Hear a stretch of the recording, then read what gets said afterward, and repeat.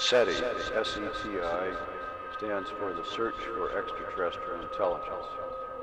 It's a word that describes a wide variety of different kinds of searches which are being made all over the world for evidence of the existence of other civilizations in space. Almost all of the searches that are being done with radio telescopes. Our goal is to detect in those searches radio and radar transmissions from other civilizations. The first result that will come from this is simply the knowledge that other civilizations exist in space.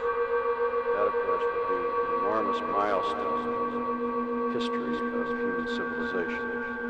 Why do we search? It is because everything we know about our universe, about our planetary system, and about the origin and evolution of life on Earth seems to say that all of these things were the result of completely normal processes that occur in our galaxy.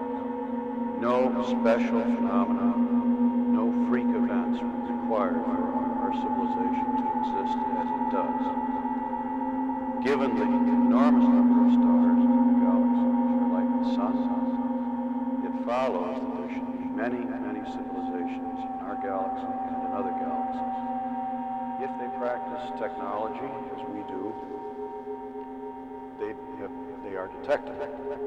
This is a recent development. Until a few decades ago, our instruments were not sensitive enough to detect reasonable manifestations of intelligent life. That is, they could not detect the same sorts of signals and power levels that we ourselves radiate. However, we have crossed an important threshold in that we have developed instruments which can detect signals no stronger than we radiate across the vast distances which separate the stars.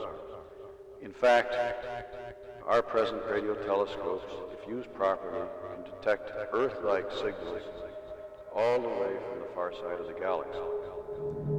Therefore, it is reasonable to search. There would be an enormous intellectual payoff in the detection of other civilizations. Their mere existence is a very important fact which will influence our thinking, our philosophy, our outlook on life. We will learn almost certainly facts of science, evolution, biology, and other places which we could not learn by any other means. We would see what prospects there are for the future of civilizations, what becomes of them, how do they manage their resources, what ways of life do they adopt. All of these things are interesting in their own right. At the same time, they may provide very useful information in developing our own resources and planning our own activities. I'll get back to a couple of your statements a bit later on. You obviously have touched on the subject, but I'd like you to be a bit more specific. According to your formula, ours is not the only civilization in the universe. Why do we start with the assumption, scientifically speaking, that there must be other civilizations? Our theoretical understanding of the formation of stars and our observations suggest that stars are formed. They are formed not alone, but must be accompanied by another object or objects. And indeed, about half the stars in the sky are double stars. We believe, from what we have seen, and our theories again, that the remainder of the stars, or indeed even some of the double stars, are accompanied by planetary systems. The theory of planetary system formation says that some of the planets in these systems will be similar to the Earth, and there's now been a multitude of experiments conducted in the chemistry laboratories here on Earth, which show that where you have a planet like the Earth, the chemistry of life develops quite spontaneously and with vigor.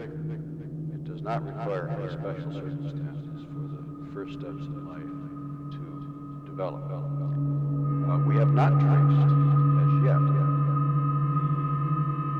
the development of the first truly living things. We reproduce the construction of molecules of life, but not the first living things. But we are close to that. And again, there doesn't seem to be any special circumstances required to give rise to a living thing. Once you have living things, they compete for resources, food, ecological niches, and this is a driver for evolution to proceed. And so the picture is one where surely very complicated organisms will develop. Many places. Looking at the history of our own creatures, we see one thing which has always improved or increased is the capabilities of the brain. Other things have come and gone. The size of the speed at which they develop. One thing which has always increased is the brain. And this suggests that you will, in time, may take billions of years to develop intelligence wherever there is life. Now, that intelligence may